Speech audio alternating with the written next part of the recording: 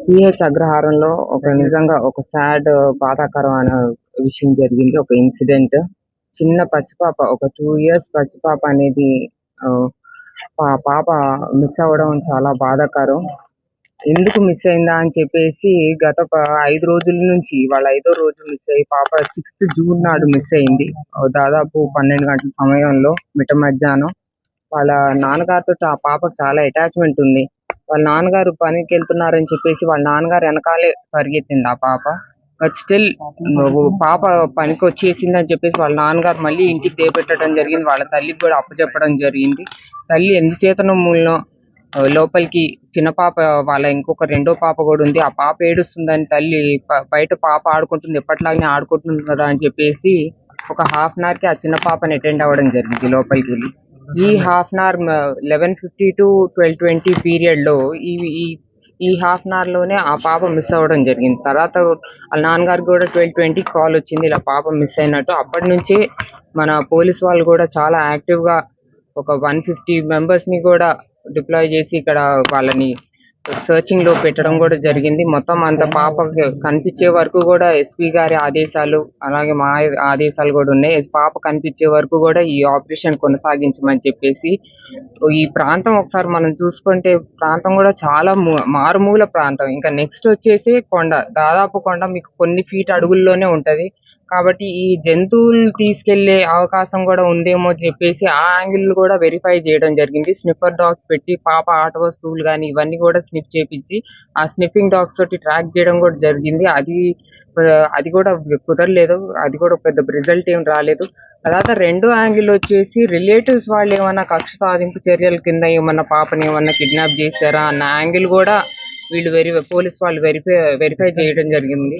ఇప్పుడే నేను పేరెంట్స్ ని అడిగాను వాళ్ళకి ఏమన్నా ప్రాబ్లమ్స్ ఉన్నాయా, ఎవరితో ఉన్నాయా, ఎవరన్నా అప్పులు తీసుకొని ఎగ్గొట్టడం కానీ ఇలాంటివి ఏమన్నా జరిగాయని వాళ్ళ పేరెంట్స్ ని కూడా అడగడం జరిగింది. వాళ్ళు కూడా చెప్పింది ఏంటంటే ఎప్పుడో ఒకసారి మాకైతే కార్ ఇన్సిడెంట్ మీద, కార్ ఏదో విషయం మీద వాళ్ళకి పెద్ద గొడవ అయిందమ్మా, పెద్ద పంచాయతీ అయ్యింది అన్నారు.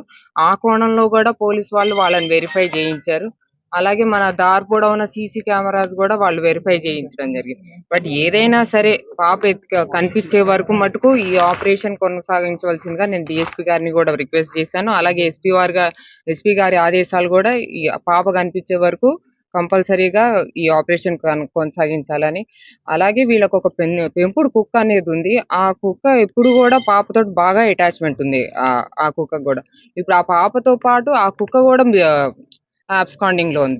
ఆ కుక్క కూడా కనిపించట్లేదు. ఎందుకో 4వ రోజు నిన్న ఆ కుక్క ఇంటికి వచ్చిందంట. సో వీళ్ళందరూ చాలా ఒక ఆశాభావంతో వీళ్ళందరూ కుక్క ఇంటికి వచ్చేసింది, పాప కూడా ఇంటికి వస్తుంది. చిన్న పాప, 2 ఏళ్ల పాప.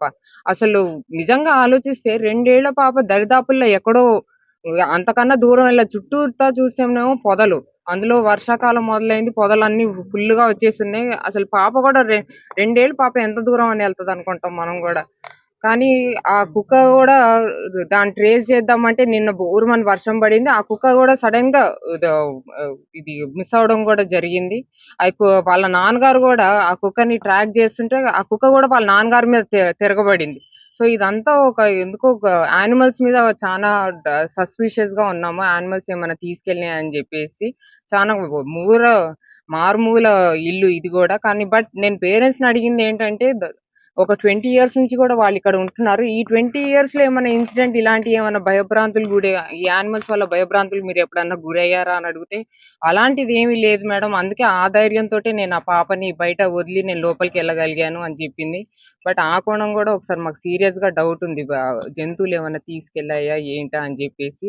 బట్ డ్రోన్స్ ద్వారా మొత్తం అంత ఆపరేషన్ కూడా కొనసాగిస్తున్నారు. పాప ఎలాగైనా తల్లిదండ్రులు చేరవేయాలి మా ఆశ. దేవుడు నిజంగా మాకు దీనిలో హెల్ప్ చేయాలని ప్రార్థిస్తున్నాను. Thank you very much.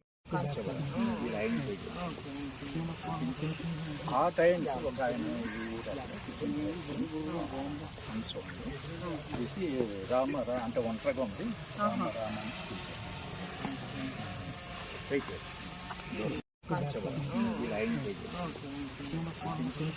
ఆ టైం ఒక ఆయన తీసి రామారా అంటే ఒంటరిగా ఉంది, రామారా